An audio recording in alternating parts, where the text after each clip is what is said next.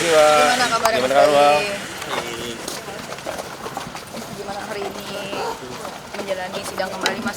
Sempat karena apa? Setelah minggu lalu tertunda ya Mas ya karena Mas Bayu sedang berduka. Seperti apa Mas? Ya,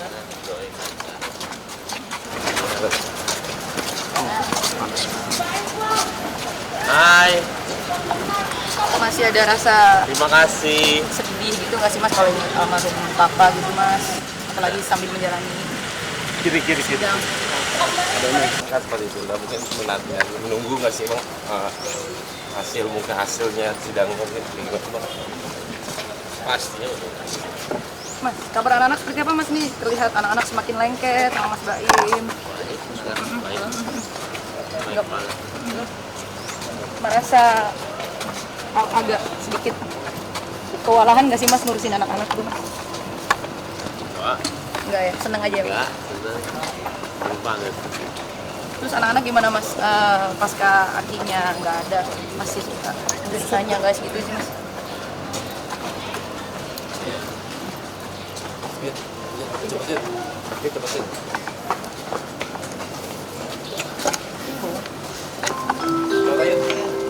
Nomor antrian 373, silakan menuju rute 3.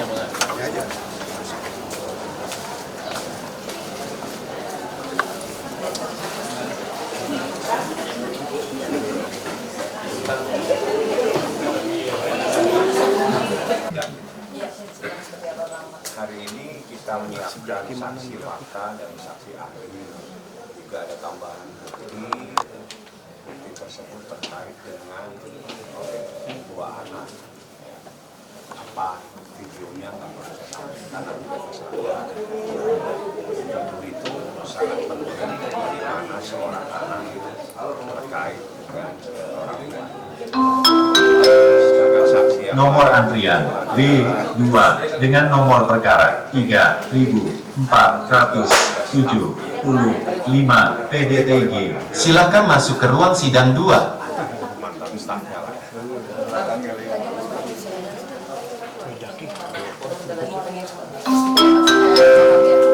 Nomor antrian B2 dengan nomor perkara 3475 PDTG.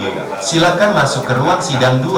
Kalau hari ini makanya kita mau diskusi sama apakah ahli atau fakta. Baik mintanya saksi fakta aja yang diperiksa.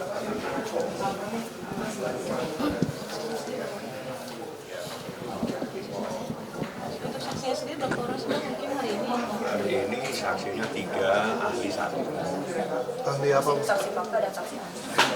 Ahli anak. Total saksi berapa?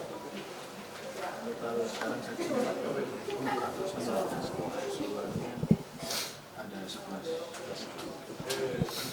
11 tambah ahli 3. 11 tambah ahli 3. Ya. Ini lanjut ini kan pertanyaan. Ini pembuktian jadi kita melakukan bukti lagi, jadi pembuktian lanjutan ya. Salah satu yang kita sampaikan itu ada 3 bukti dan juga ada 3 saksi fakta. Nomor antrian B3 dengan nomor perkara 4122 PDTG.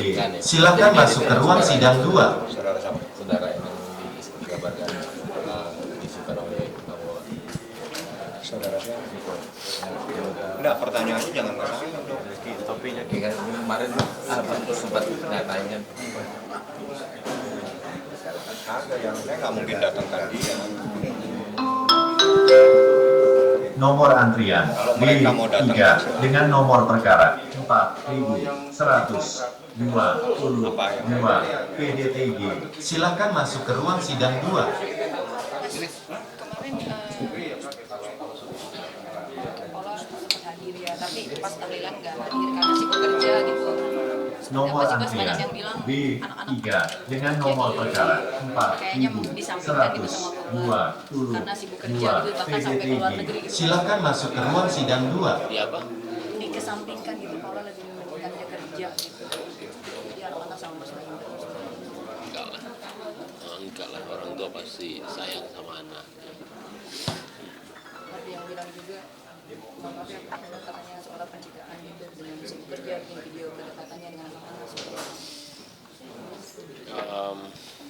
Apa yang terjadi ya kita harus pertanggungjawabkan aja, mau itu salah atau nggak benar.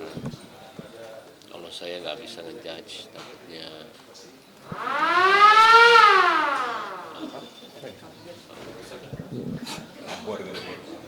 kalau saya nggak bisa berkomentar karena sama-sama orang tua. Mas, perkembangan anak seperti apa sih, Mas? Berapa lama hubungannya dengan mamanya ya? Mas, agak masih jauh kah atau sudah mulai cair? Biasanya anak-anak kalau ketemu mamanya nggak mau digendong, nggak mau ikut. Nah, terakhir seperti apa Mas? Masih sikapnya? Ya mungkin bisa nanya bos orang-orang yang datang di pengajian, jangan salah saya. Mungkin kalau misalnya ada yang masih menyinggung soal Paula dan abang, mungkin seperti ini Kenapa? kalau misalnya ada yang nyinggung soal Pak Baim, Paula kedekatan Baim, kedekatan Paula dan anak, ada bang? Kalau saya semenjak papa meninggal mau tenang aja, nggak mau ada rasa gimana-gimana, tanggung jawabnya masing-masing aja. Kalau saya sebagai ayah, ya mungkin sekarang jadi seorang ibu juga kali ya, ngerasain banget. Jadi buat saya menyenangkan lah, menikmati banget. Sementara ini mungkin pada Baim kerjasamanya seperti apa? Biar nanti Bang Fahmi sama pengadilan aja.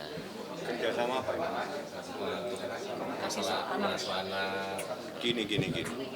Ini biar semuanya lurus, semuanya paham.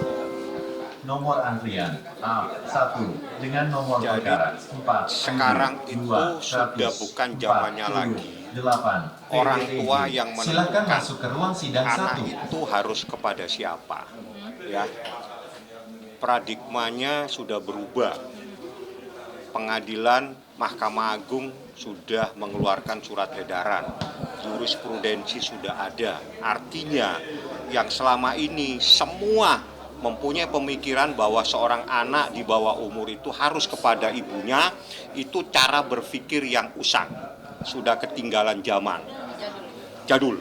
Karena sejak 2017 sudah ada surat edaran Mahkamah Agung bahwa anak yang menentukan, anak itu mau kemana, anak itu yang memilih dia mau kemana, dan untuk kepentingan anak itu sendiri. Artinya kebaikan anak, kepentingan anak, keberadaan anak, dia yang menentukan.